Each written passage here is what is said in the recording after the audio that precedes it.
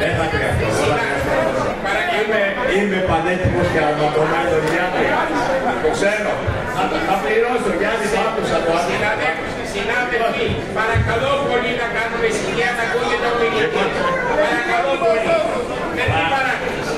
Θα ξεκινήσω την ομιλία μου με 2 καταγγελίες κατά παρατάξεων και κομμάτων. Και στη συνέχεια θα κάνω ένα τρολάρισμα στις παρεμβάσεις για να περάσω στο κυρίως θέμα. Ξεκινώ. Καταγγέλω σε συνδικαλιστικό επίπεδο τις παρατάξεις ΔΑΚΕ, ΔΥΣΥ, δίκτυο και λιγότερο ΚΑΣΕ, γιατί δεν υλοποιούν το πρόγραμμα των παρεμβάσεων στο συνδικάτο. Σε πολιτικό επίπεδο καταγγέλλω το 99,7% του ελληνικού λαού που δεν ενστερνίζεται τις απόψεις της καταξία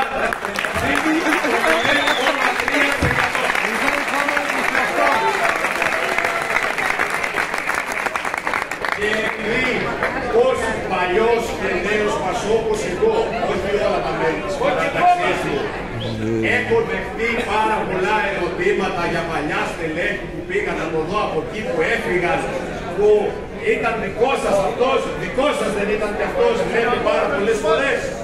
Σας ρωτώ, μάλλον ήρθε η ώρα να σας πω, ο Κατσαρός που το καταγγείλατε ήταν κάποτε δικό σας.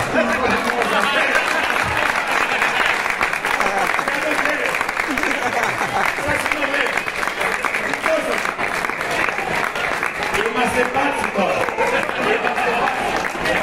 Να ξανασκεφτείτε πάρα πολύ καλά να πείτε για το παρελθόν κάποιον.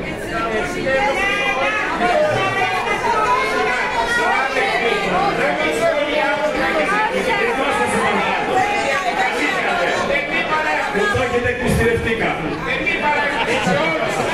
Σε όλες τις πλευρές. Παρακαλώ πολύ. Οι ασφαλίτες έχουν.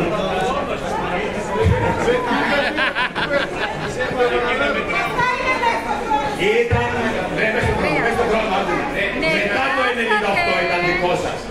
Μετά το 98, έχουμε μνήμη. Μετά το 98. Δεν ήταν πολύ παλιό για να πάμε στους φακέλους της ασφάλειας. Λοιπόν, συνάδελφοι, όμως τώρα θα το αλλάξω. Όμως τώρα θα το αλλάξω. Βοηθήστε λίγο, παρακαλώ. Θέλω να πω, συνάδελφοι, Μην μιλάτε, πριν μας κάναμε παρατήρηση. Μας κάναμε παρατήρηση πριν. Σταμάτα να μιλάς εσύ τώρα όμως. Κάποιοι μιλούν για αλλαγή σελίδας, για ανατροπή. Και όντως η συνέλευση αυτή έχει κάποια χαρακτηριστικά. Για πρώτη φορά, μάλλον για πρώτη φορά, η παράταξη της ΑΣΕΑ αναδεικνύεται σε πρώτη δύναμη από την εκλογική διαδικασία. Άρα, είτε το θέλουμε και όχι, έχει μια ιστορικότητα ως γεγονός. Σε καμία περίπτωση, κατά τη γνώμη μου, βέβαια, δεν έχει χαρακτηριστικά ανατροπής. Για τα χαρακτηριστικά της ανατροπής προϋποθέτουν συμμετοχή, μαζικότητα, ξεσηκωμό. Δεν τα έχω. Δεν έχει όμως τόση σημασία. Εγώ, ακόμα και αν δεχόμουν ότι η ανατροπή είναι κάτι που χαρακτηρίζεται ή η αλλαγή σελίδας, θα περίμενα να ακούσω τι γίνεται από εδώ και πέρα. Κάτι συνταρακτικό που να στοιχειοθετεί την ανατροπή κατά την οπτική κάποιον ή την αλλαγή σελίδας. Μια καινοτομία. Κάτι που να μην έχει ακουστεί. Τι θα αλλάξει την επόμενη μέρα όταν θα έχει γυρίσει σελίδα. Με δεδομένο βέβαια ότι τη διετία που περάσαμε, η παράταξη της ΑΣΕ, η πρώτη δύναμη στην Ομοσπονδία με βάση την τελευταία καταγραφή, ψήφισε το 80% περίπου των αποφάσεων της ΔΟΕ, μεταξύ αυτών όλες οι σημαντικές και οι χαρακτηριστικές, προφανώς είναι λογικό το συμπέρασμα ότι η όποια αλλαγή σελίδας και το όποιο συνταρακτικό γεγονός θα προκύψει μέσα από το 20% που απομένει. Καταρχάς να πω, θα περίμενα να το ακούσω, αλλά μάλλον για λίγο μου φαίνεται για να είναι τόσο συγκλονιστικό αυτό το μικρό 20%.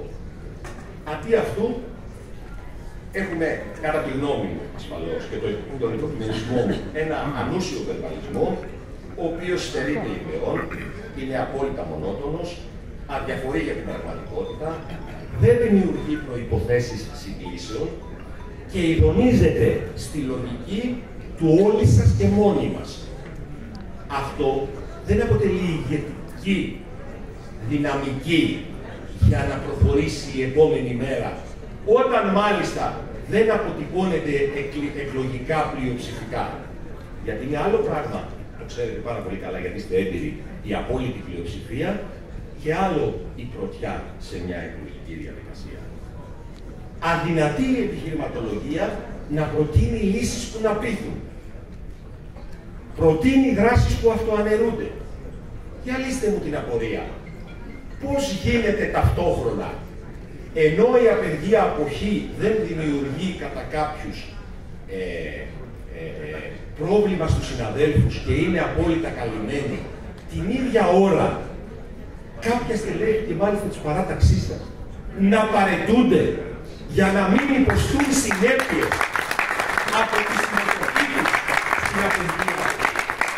Πώς μπορεί να συμβαίνουν και τα δύο ταυτόχρονα? Και μάλιστα να γίνεται μια προσπάθεια ηρωοποίησης τους. Κανονικά, τα στελέχη αυτά θα έπρεπε να ήταν προστατευμένα και να μην είχαμε καμία τέτοια περίπτωση. Δεν μπορεί να συμβαίνουν όμως όλα μαζί. Δεν μπορεί να νομίζουμε ότι γυρίζουμε σελίδα χωρίς να ανοίγουμε τα μεγάλα προβλήματα και ζητήματα της σύγχρονης εποχής. Να μην λέμε κάτι για την τεχνολογία, για την τεχνητή νοημοσύνη, για τη ρομποτική, το συνδικάτο λέω τώρα, του χρόνου παρατάξεις, για τη βιοειδική, για την κλιματική κρίση. Να μην ακούγεται από τίποτα έως ελάχιστα για όλα αυτά. Αλήθεια όμως, και αυτοκριτικά για το συνδικάτο, θα ήταν πράγματι υπερβολικό να έχω την επέτηση να ακουστούν για τόσο καινούργια πράγματα και ιδέες, τη στιγμή που ως συνδικάτο δεν έχουμε πει τίποτα, για παράδειγμα, για τη φοροδιαφυγή, για την παραπαιδεία, για το φακελάκι, για το γρηγορόσημο. Γιατί το συνδικάτο, τις παλιές εποχές που ξεκινήσαμε εμείς οι παλαιότεροι, ασχολιόταν σε πολύ μεγάλο βαθμό με όλα αυτά. Και αυτό είναι ένα συνολικό έλλειμμα. Για να ασχοληθείς σήμερα, μάλλον για να ασχοληθείς με το συνδικαλισμό, τι χρειαζόταν παλιότερα? Να διαβάσεις, να συμμετέχεις, να καταβάλεις κόστος, να αφιερώσεις χρόνο. Τι χρειάζεται τώρα? Σε κάποιες περιπτώσεις αρκεί να ενταχθείς σε μία αγωνιστική συλλογικότητα.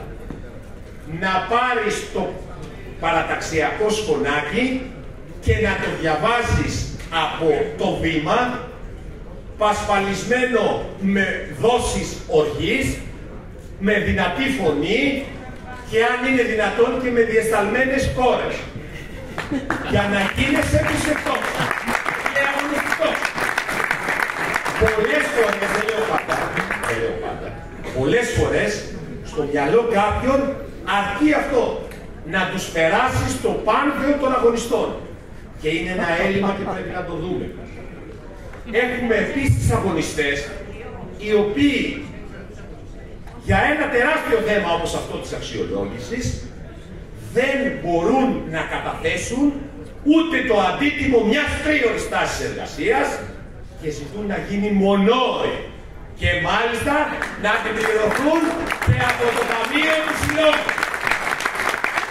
Την ίδια ώρα πολλοί από αυτούς με τεράστια ευκολία ζητούν, για παράδειγμα, καταγγέλνουν μάλλον στελέχη εκπαίδευσης, γιατί μπαίνουν στην αξιολόγηση, γιατί δεν έχουν να πάθουν και τίποτα αν χάσουν τη θέση του στελέχους, ενώ αυτοί αν χάσουν 2 ώρες αντί για 1 έχουν να πάθουν. Και αυτοί αυτοαναγορεύονται σε αγωνιστές. Ζούμε σε ένα συνδικαλιστικό περιβάλλον που έχει σχεδόν φυσική ροπή στην ιδεολειψία, στο φανατισμό και στο μίσος. Δυστυχώς και στο μίσος. Για να ασχοληθείς σήμερα με το συνδικάτο, πρέπει να είσαι εξοικειωμένος με την κακία, με τη μικρότητα, όχι πάντα, με την κακοήθεια, με τη δημαγωγία, το λαϊκισμό, την αδυναμία κατανόησης, την άγνοια ή την υπεροψία της ημιμάθειας. Ο δογματισμός έχει υποκαταστήσει το ρεαλισμό σε κάθε περίπτωση. Αν η πραγματικότητα δεν συμφωνεί με αυτά που λέμε, τόσο το χειρότερο για την πραγματικότητα. Ακόμα και σοβαρά ζητήματα, όπως αυτό για παράδειγμα της ανόδου της ακροδεξιάς, το συνδικαλιστικό κίνημα σε μεγάλο βαθμό, στο σύνολό του θα πω, το αντιμετωπίζει επιφανειακά και επιπόλαια. Όχι από πρόθεση, αλλά από αδυναμία να βρει τον πυρήνα και να στοχεύσει σε αυτόν. Μια καταγγελία, μια ανακοίνωση και μια διαδήλωση προφανώς και χρειάζονται και είναι απαραίτητα, αλλά δεν αρκούν. Πρέπει να διερευνηθούν τα βαθύτερα αίτια. Και πολλές φορές κάνουμε το λάθος της ιδεολειψίας και της ιδεολογίας όταν εντοπίζουμε τα βαθύτερα αίτια να προχωράμε σε λάθος εκτιμήσεις.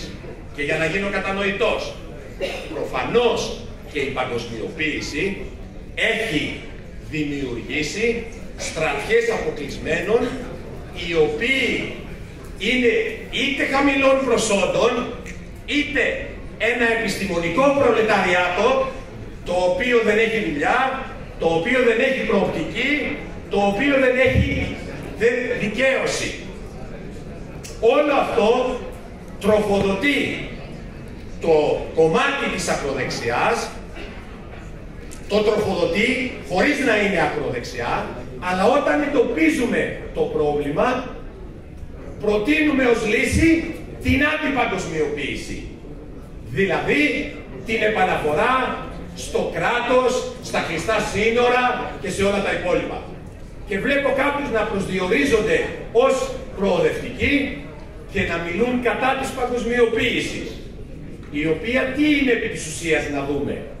Ελεύθερη κίνηση κεφαλαίων, ελεύθερη κίνηση προϊόντων, ελεύθερη κίνηση ανθρώπων. Σε αυτά τα τρία χαρακτηριστικά δεν είναι εύκολο να πει κάποιος ότι αποτελούν αρνητική εξέλιξη. Έχει όμως μέσα στο πυρήνα της σοβαρά ζητήματα που πρέπει να τα αντιμετωπίσουμε. Όχι με κατάρες, αλλά με πολιτικές. Οι πολιτικές πρέπει να έχουν κεντρικές αναφορές. Ένα λάθος που έχει κάνει η σοσιαλδημοκρατία στην Ευρώπη και βρίσκεται σε αυτή τη δινή θέση είναι ότι έχει αποδεχτεί αυτό που το νεοφιλελεύθερο σύστημα όρισε ως νομοτέλεια στην παρούσα συγκυρία.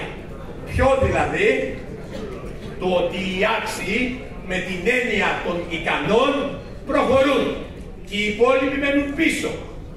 Τα ακούει ο άλλος, είναι σωστό, δεν είναι αυτό? Είναι σωστό? Δεν είναι σωστό. Γιατί ο ικανός δεν έχει την ίδια αφετηρία, ο ικανός δεν προσδιορίζεται με βάση μάλλον την κοινωνική κατάσταση από την οποία προέρχεται, το οικογενειακό περιβάλλον, και υπάρχουν άνθρωποι που δεν μπορούν. Για αυτούς τους ανθρώπους δεν έχουν προβλεφθεί πολιτικές και εδώ είναι το μεγάλο κοινωνικό και πολιτικό έλλειμμα του προοδευτικού κόσμου της σοσιαλδημοκρατίας, λέω εγώ, με αποτέλεσμα να οδηγούνται να πέφτουν στα γρανάζια της ακροδεξιάς, η οποία στοχοποιώντας τις ελίτ ως τη μοναδική δύναμη ευθύνης για την κατάστασή τους, δημιουργεί ένα κλίμα εναντίον τους. Και τι σχέση έχει το σχολείο σε αυτό το περιβάλλον? Μπορεί να κάνει κάτι? Ασφαλώς μπορεί να κάνει κάτι. Πρέπει εκτός από σχολείο γνώσης να είναι και σχολείο δεξιοτήτων, που δεν σας αρέσει καθόλου, δεν ξέρω γιατί. Μάλλον όσοι διαφωνούσαν δεν ξέρουν ακριβώς ή δεν έχουν καταλάβει τι είναι δεξιότητα.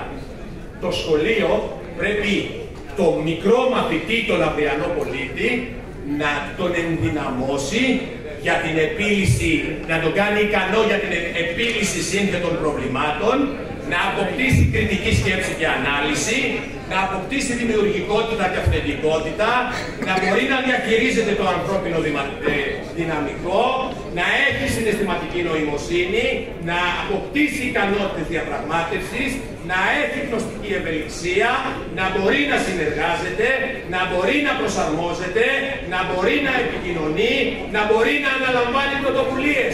Όλα αυτά είναι δεξιότητες. Εγώ δεν έχω πάει σε τάξη. Όποιος το είπε, να έρθει εδώ να το πει. Από κάτω μπορεί να φωνάσει όσο θέλει. Μπράβο. Πολύ καλά ξέρω. Μην μπερδεύεις τα αυγά με τα καλάθια, πέστε του ρε παιδιά. Ας τα εργαστήρια, αγόρι μου. Γιατί εγώ δεν πήγα στο ΛΟΕ για να μην πηγαίνω σε τάξη και να λουφάρω. Δεν πήγα γι' αυτό. Δεν πήγα γι' αυτό. Δεν πήγα γι' αυτό. Και βρίσκομαι στην τάξη. Στην έκτη τάξη συγκεκριμένα. Δεν βρίσκομαι στο Μαϊσκούρ να με βρεις. Πες τώρα για τα πρακτορίστικα, Γιάννη. Όχι, δε, εσένα, για τα πρακτορίστικα πες του. Για εμένα μου είπες που ξέρω εγώ ότι ήταν ο Κατσαρός. Αυτός λέει ότι εγώ δεν είμαι ο Σιλιάνης. Αυτό δεν ασφαλείται εδώ, δεν ασφαλείται. Πάω λοιπόν τώρα στο άλλο μεγάλο σύστημα. Είναι αγωνιστικό. Θα πρέπει να το δούμε, το μεταναστευτικό. Η Ευρώπη γερνάει και ο τρίτος κόσμος γεννάει. Και βέβαια το χρειάζεται ένα δυναμικό στην Ευρώπη και είναι δεδομένο ότι χρειάζεται και η μετανάστευση για να τονώσει αυτό το στοιχείο και να μην οδηγηθούμε σε κοινωνίες γερότερες. Όμως είναι μεγάλο λάθος να λέμε ότι ανοιχτά σύνορα παντού σε όλα τροφοδοτούμε φοβίες και προβλήματα. Τι πρέπει να πούμε, τι πρέπει να πούμε, τι πρέπει να δημιουργηθούν κατά πρώτο. Πολιτικές, το πρώτο και βασικότερο, να σταματήσουν οι πόλεμοι. Το δεύτερο, επίσης σημαντικό, που τροφοδοτούν τη μετανάστευση. Να γίνουν πολιτικές στις χώρες αφετηρίας των μεταναστών. Η Ευρώπη θα πρέπει να αναλάβει αυτές τις πρωτοβουλίες. Να κάνει έργα για να μπορέσει ο κόσμος να μείνει εκεί. Γιατί όλος αυτός ο κόσμος δεν μπορεί να έρθει στην Ευρώπη. Και τρίτον, θα πρέπει να σκεφτεί από τώρα και το συνδικάτο θα πρέπει να είναι στην πρωτοπορία των προτάσεων. Τι θα γίνει με τους κλιματικούς πρόσφυγες που σε λίγο διάστημα θα αρχίσουν να καταφτάνουν λόγω των προβλημάτων που δημιουργούνται από την κλιματική αλλαγή. Αλλά εδώ έχουμε περίπου χάσει την μπάλα. Όταν οι ανανεώσιμες πηγές ενέργειας, οι οποίες αντί να λέμε να χωροθετούνται σωστά και να ταξινομούνται σωστά, κάποιοι έχουν κηρύξει πόλεμο. Και ταυτόχρονα μιλάμε για τις συνέπειες της κλιματικής κρίσης. Ως συνδικάτο θα πρέπει να τοποθετηθούμε σε αυτό και ως σχολείο θα πρέπει να τοποθετηθούμε σε αυτό. Το δημογραφικό είναι ένα τεράστιο πρόβλημα. Λέμε εμείς για τμήματα 25. Αλήθεια, εδώ είμαστε εμείς, μεταξύ μας. Το πρόβλημα είναι τα 25 τμήματα ή τα τμήματα χωρίς παιδιά. Θα συμφωνήσετε όλοι ότι είναι το δεύτερο. Και τι πρέπει να γίνει γι' αυτό. Η κυβέρνηση του Μητσοτάκη δεν έχει πάρει χαμπάρι τι ακριβώς χρειάζεται γι' αυτό. Νομίζει ότι δίνοντας ένα επίδομα στη γυναίκα που γεννάει, έχει εκπληρώσει την υποχρέωσή της. Το συνδικάτο τι λέει γι' αυτό? Τίποτα δεν λέει. Ή πολλά λέει μάλλον γενικότητες. Μπορούμε να προχωρήσουμε σε ειδικά πράγματα. Θα σας πω κάποια στοιχεία. Σε 25 χρόνια από σήμερα η Ελλάδα θα έχει 1,5 εκατομμύριο λιγότερους κατοίκους και μαθητές εννοείται. Εκείνοι που θα είναι κάτω από 65 χρονών θα μειωθούν κατά 2 εκατομμύρια. Ενώ εκείνοι που θα είναι άνω των 65 ετών θα αυξηθούν κατά 700.000. Στην Ελλάδα το 15% όσων γεννήθηκαν στη δεκαετία του 60 δεν έκαναν παιδιά. Το ποσοστό αυτό, το ποσοστό των ζευγαριών που γεννήθηκαν κοντά στο 1985 και παραμένουν άτεκνα είναι περίπου 25%. Και με τρόμο φαντάζομαι τι θα γίνει μόλις βγουν οι τελευταίες έρευνες και μετρήσεις. Αυτό έχει αντίκτυπο προφανώς στο αύριο της χώρας βασικά, στις θέσεις εργασίας στη συνέχεια, στο συνταξιοδοτικό. Θα πρέπει να πούμε κάτι γι' αυτό. Εμείς ανοίγουμε τη συζήτηση και γι' αυτό και λέμε: χρειάζονται πολιτικές στήριξης στις οικογένειες, χρειάζονται κατοικίες, φτηνά ενίκια για να μην μένουν τα νέα ζευγάρια μαζί με τις οικογένειάς τους. Θα πρέπει να ελεγχθούν οι βραχυχρόνιες συμβάσεις, πιστώσεις κατοικιών για να φτηνίνουν τα νίκια, να γίνουν παιδικοί σταθμοί, να χορηγούνται στα νέα ζευγάρια δάνεια με χαμηλό επιτόκιο, να δίνονται φορολογικές ελαφρύνσεις, να υπάρχει η ισόβια απαλλαγή φόρου για τις οικογένειες με 4 παιδιά και με εισόδημα κάτω από 50.000, λέω εγώ, χωρίς να είναι αυτός που θα τοποθετήσει το δίκη. Να υπάρχει υγειονομική περίθαλψη 100% χωρίς συμμετοχή για τις πολύτεκνες οικογένειες. Να γίνεται, να καλύπτεται δωρεάν η εξωσωματική γονιμοποίηση, γιατί και αυτό είναι ένα μεγάλο πρόβλημα. Κάποιοι δεν μπορούν και το κόστος το ξέρετε πάρα πολύ καλά. Αυτές είναι πολιτικές που πρέπει να τις προτείνει ένα συνδικάτο που θέλει να γυρίσει σελίδα. Και πάμε και στην καθημερινότητα. Και δεν είμαστε συνδικαλιστικοί γίγαντες. Δεν είμαστε συνδικαλιστικοί γίγαντες για να λύσουμε το παγκόσμιο σκηνικό. Ο κόσμος περισσότερο μας στέλνει στην καθημερινότητά του. Πρόγραμμα στέγασης εκπαιδευτικών πέρα από των νέων ζευγαριών. Πρόγραμμα κοινωνικών κατοικιών, ιδιαίτερα σε νησιά και τουριστικές περιοχές, με χαμηλό ενίκιο, με αξιοποίηση του ΕΣΠΑ, με αξιοποίηση του Ταμείου Ανάκαμψης, με προτεραιοποίηση του θέματος, για να μην έχουμε στα νησιά και στις τουριστικές περιοχές το φαινόμενο με τους συναδέλφους μας να ζουν στις σκηνές. Σχολική στέγη, αγορά οικοπαίδων, αλλά και αγορά κτηρίων στα μεγάλα αστικά κέντρα, που δεν υπάρχουν οικόπεδα, και που τα κτίρια αυτά με χρήματα πάλι από το ΕΣΠΑ και από τον κρατικό προϋπολογισμό να μετατρέπονται σε νηπιαγωγεία για να σταματήσει αυτό το έσχος που γίνεται στην προσχολική εκπαίδευση. Δεύτερος εκπαιδευτικός τάξης με εκκίνηση από τα νηπιαγωγεία, ιδιαίτερα από αυτά που έχουν πάνω από 15 μαθητές, που είναι και η θέση της ΔΟΕ. Δεύτερος εκπαιδευτικός τάξης. Σταυρό, σε παρακαλώ, στα 2 λεπτά που ακολουθούν να γραμματιακή υποστήριξη στο σχολείο. Κυλιδωρείται από εκπαιδευτικούς που θα καλύπτουν το ωράριό τους και σε αυτή την κατεύθυνση. Αναλογικά άλλοι πιο πολύ στα πολυθέσια και λίγο στα λιγότερα. Γιατί το πρόβλημα των συναδέλφων είναι μεγάλο. Δωρεάν επιμόρφωση γενικά και δωρεάν επιμόρφωση στα κέντρα διαβίου μάθησης των πανεπιστημίων, σε προγράμματα μεγάλης διάρκειας 300 και 400 ωρών, που όλοι οι νέοι συνάδελφοί μας αναγκάζονται να τα κάνουν καταβάλλοντας χρήματα που δεν έχουν. Ενισχυτική διδασκαλία για όλα τα παιδιά. Χτύπημα της γραφειοκρατίας. Δεν μπορεί να συνεχίσουμε να αναφερόμαστε μόνο στην αξιολόγηση της κοινωνικής ησυχία, συνάδελφοι, να ως συνδικάτο θα κάνουμε την αυτοκριτική μας και να ξεκινήσουμε από κάποια πρωτόλια και βασικά. Θα σας αναφέρω κάτι που είπε πολύ παλιά, 100 χρόνια πριν περίπου από τώρα, ο Αντώνιο Γκράμψι, ένας Ιταλός μαρξιστής, ιδρυτής του Κομμουνιστικού Κόμματος, για όσους δεν το γνωρίζουν. Είναι απλό, αλλά είναι πραγματικά. Είναι ανάγκη να γνωρίσει κάποιος ότι χτυπώντας το κεφάλι του στον τοίχο, είναι το κεφάλι που σπάει και όχι ο τοίχος. Φοβάμαι πως ως συνδικαλιστικό κίνημα καταγγέλουμε τον τοίχο που δεν σπάει με το κεφάλι μας σε αρκετές περιπτώσεις. Χρειάζονται αλλαγές, οι οποίες πρέπει να ξεκινήσουν και από εμάς, και στο εμάς μας βάζω όλους και βάζω το συνδικάτο. Έχουμε διανύσει ήδη, το έχετε σκεφτεί, το 1/4 του 21ου αιώνα και είμαστε προσκολλημένοι στον 20ο αιώνα ακόμα, σε ίδιες λογικές.